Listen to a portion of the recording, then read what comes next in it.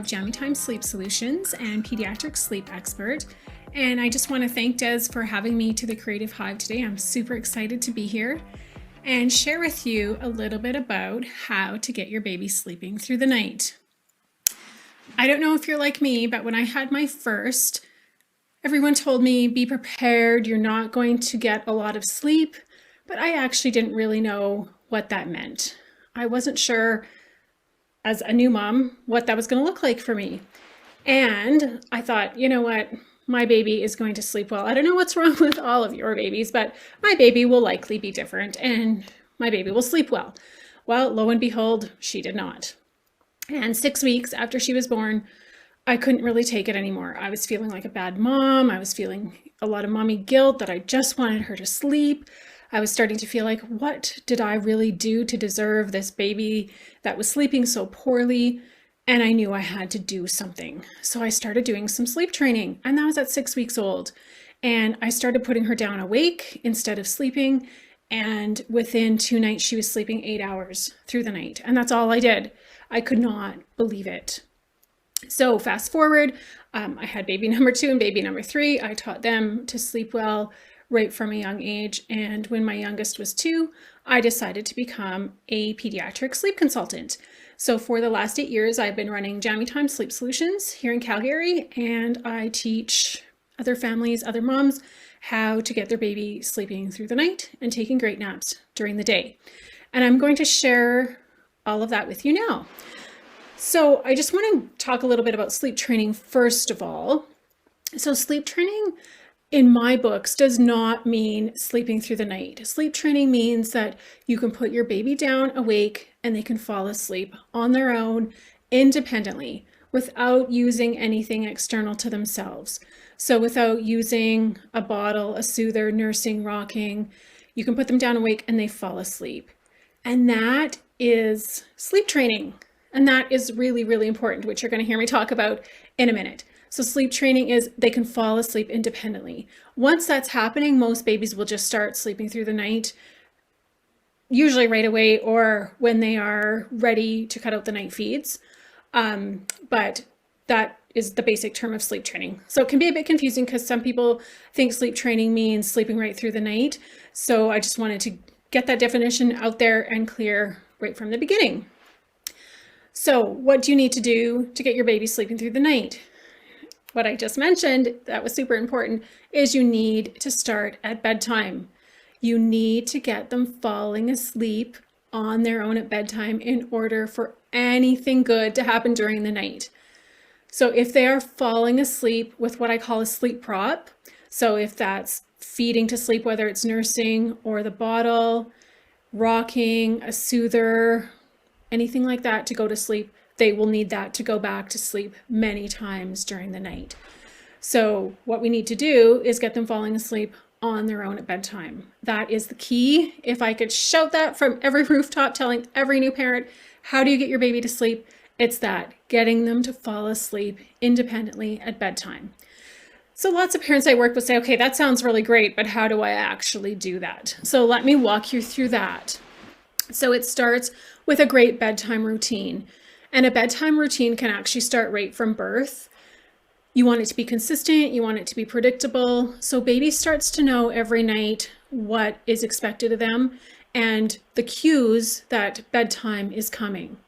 So if they know we do this, this, and this, and then I go to sleep, their body starts to prepare for that. And that's what you want. That's what makes it really easy to put a baby down. You've probably seen those babies where the parents just go and put them in the crib and walk out and they're like, how do you do that? It's because they are trained, they've practiced it. Maybe you have a baby like that. That is awesome if you do. So with a good bedtime routine, predictable, consistent, the same order every night. So I'm going to talk starting with babies about 10 to 12 weeks and up. Once they've come out of that newborn stage, you want to start your routine with a bedtime feed. And most people think, what? That bedtime feed needs to be right at the end of the routine.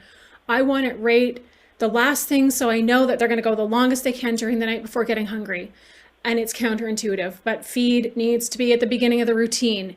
If baby is getting sleepy with the feed, even drowsy, or falling asleep with it, they are associating a feed with sleep, and they will wake up many times a night. You might think they're hungry because they need to feed to go back to sleep. They're not hungry. They have a feed sleep association. So they're using feeding to start their journey to sleep and then go back to sleep throughout the night. So feed at the beginning of the bedtime routine. You want baby to stay 100% wide awake for the feed after they hit the 10 to 12 week mark. Then you want to go into bath after that. And then after bath, jammies, sleep sack, a song or a story. If your baby is young, then it's just going to be super short, a couple minutes. As baby gets older, you can spend up to 5 to 10 minutes doing a song or a story. And then into the bed, wide awake. So that is the key to great nighttime sleep. I'm just looking here. A question popped up. Great topic. Currently rocking my 11-week-old and looking forward to all these tips. Perfect. 11 weeks is a perfect age to start making some changes because your baby is coming out of that sleepy newborn stage. So start putting your baby down wide awake. Move the feed to the beginning of the routine. That will be golden. So you also want a good sleep environment. So how do you set that up? So you want baby to be in their own sleep space, whether that's a crib or a bassinet, depending on baby's age. It doesn't matter if they're sharing a room with you or in their own room. That is a total parental choice. You can do what you want to do there. I know the Canadian Pediatric Society recommends room sharing up to 6 months old. That's when the risk of SIDS decreases, but I totally leave that up to parents. You decide when you want to move baby into their own room. Maybe it's the day one, day they were born. Maybe it's 6 weeks, maybe it's 6 months. That's entirely up to you, but the sleep environment can be set up to be really productive and conducive to sleep, whether they're room sharing or in their own room. But you do want them to be in their own sleep space. Co-sleeping is just not a safe sleep practice, and it's just not good to encourage independent sleep. So in their own sleep space, you want the room to be dark as midnight. As dark. I always like to say this. You want it as dark at noon as it is at midnight. So during the day for naps, you want the room to be super, super dark, no light coming in. And then of course, anytime your baby is awake, lots of exposure to bright natural sunlight is best. If we don't have sunlight, just lots of light during the day can really help set that body clock and that circadian rhythm. So you want your room super dark, baby in their own sleep space. You also want to make sure that you're using white noise. What this does, it triggers the calming reflex in young babies. And then in older babies, it just drowns out all of those external noises like your doorbell ringing, a dog barking, a car driving by, something like that. And I don't know if you're like me right now, my doorbell is ringing a lot because I am getting quite a few deliveries to my house because I'm doing all of my ordering online right now. So the last thing you want is to get your baby falling asleep independently and then the doorbell rings. So the white noise can be really great there. And then the other thing too is you want your baby sleeping in a sleep sack. It's conducive to good sleep. It keeps them comfy and cozy throughout the night. There's no blanket that's going to fall off them or get tangled up. So a sleep sack is great. So white noise, dark, a sleep sack, and in their own sleep space. Super important to set up a good sleep environment.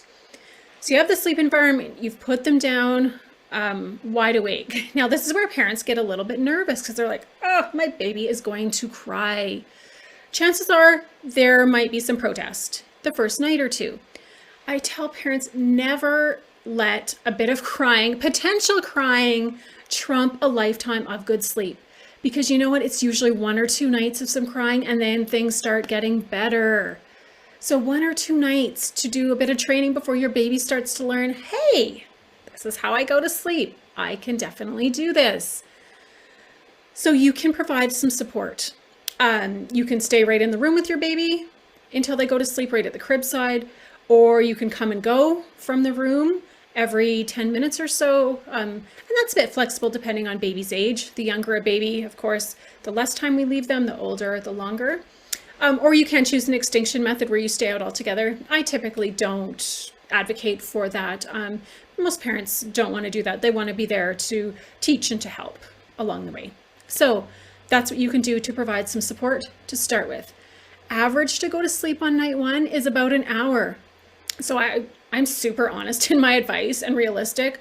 I want parents to know what to expect. I want them to know that it's going to be an hour on average. I've seen it as short as like 5 minutes. That doesn't mean that your baby can't learn to sleep if it's taking them a long time. I've seen parents have really hard night ones, and then things progress really nicely, and by night 3 the baby's sleeping right through the night. So night 1 is definitely your toughest night. Typically you do not see improvement in night 1. Things usually get worse before they get better, because now we're removing some props and making some changes, and baby's way of protesting is crying, saying, hey, what are you doing here? This is not how we did things last night. And you get some protest. But as soon as baby starts to learn, hey, this is how I go to sleep, the crying starts to disappear. So definitely do not let a little bit of crying get in the way of teaching your baby to sleep well. So they've gone to sleep on their own at bedtime. That is really the key to getting them sleeping through the night.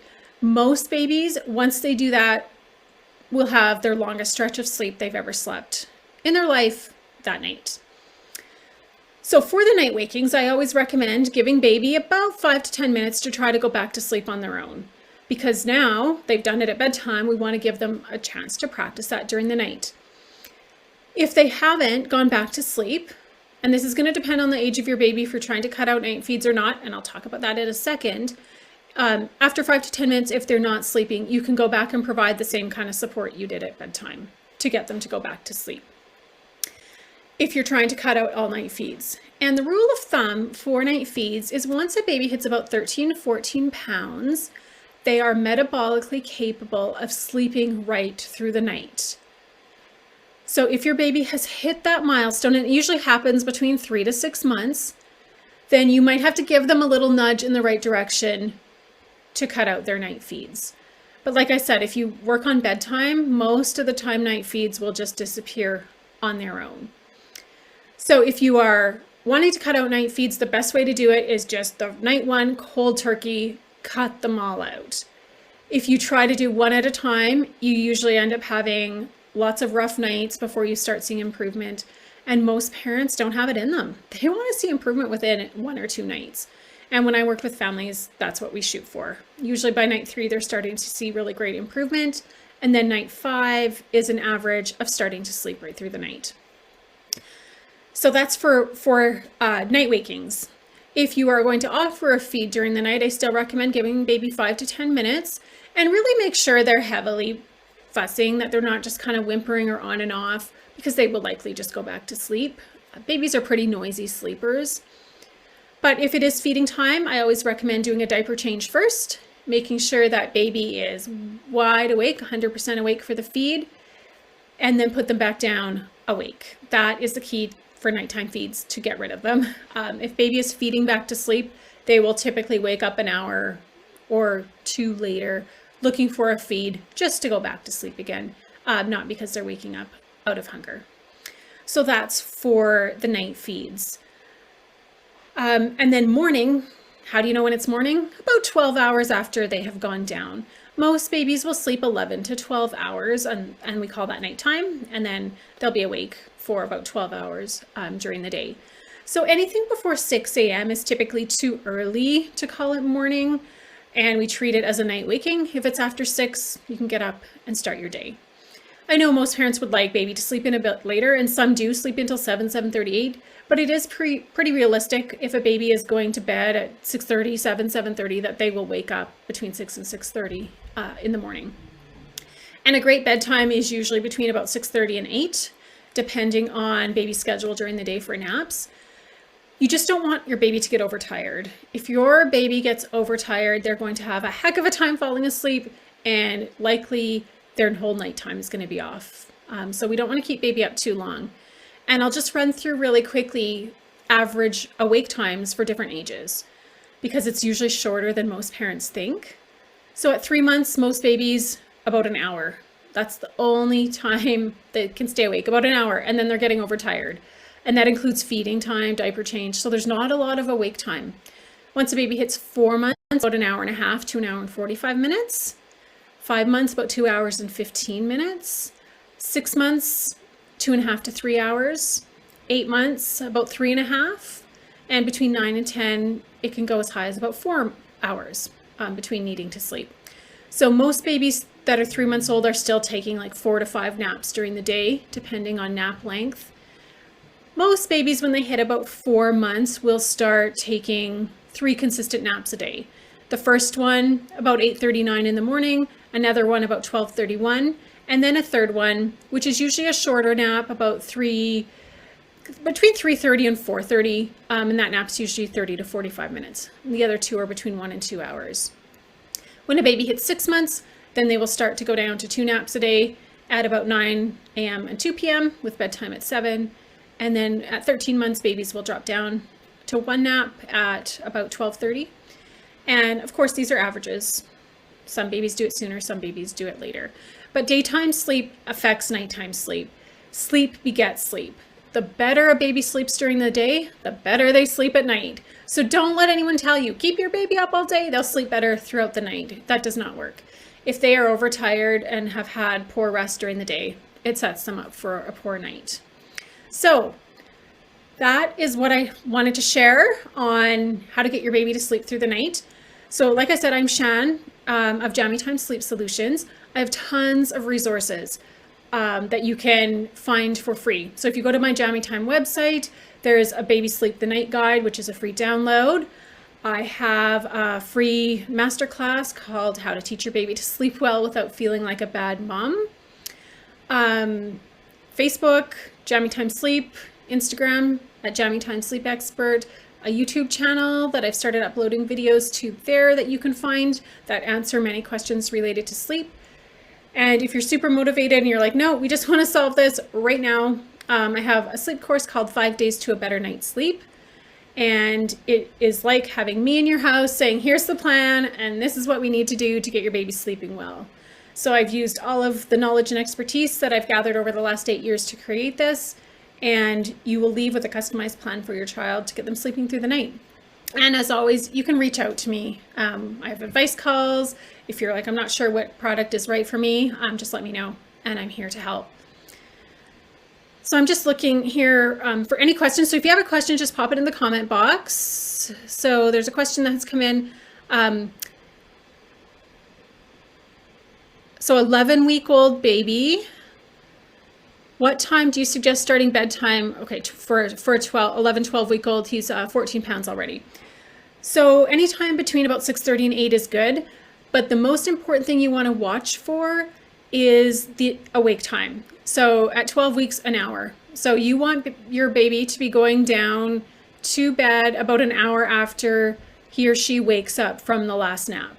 So that includes the bedtime routine. So your bedtime routine starts pretty much 10-15 minutes after baby wakes up from that last nap with the bedtime feed, the bath, the jammies, the stories or the song, and then into bed. And that's a great question. Getting your baby going down asleep on his or her own, I'm not sure if it's a boy or a girl, that's the very first thing that has to happen. And once that's happening, then nights will follow. And lots of people ask me too, should I work on bedtime or nights and then naps later? You know what, the best way to do it is all at once. Start at bedtime on night 1, continue through the night, and then work on naps the next day. If your baby is confused as to what happens, something different happens at bedtime than during the day, you get way more crying. And I always say a confused baby, if they're not sure what's expected of them, it always leads to more crying. So the more consistent you can be, the better. So that's my number 2 kind of tip. The first is baby needs to go down wide awake. So thank you for having me at the Creative Hive. It was super fun chatting with you. And if you have any questions, just reach out. I'm here to help. Thanks again, and I hope everyone has a great day.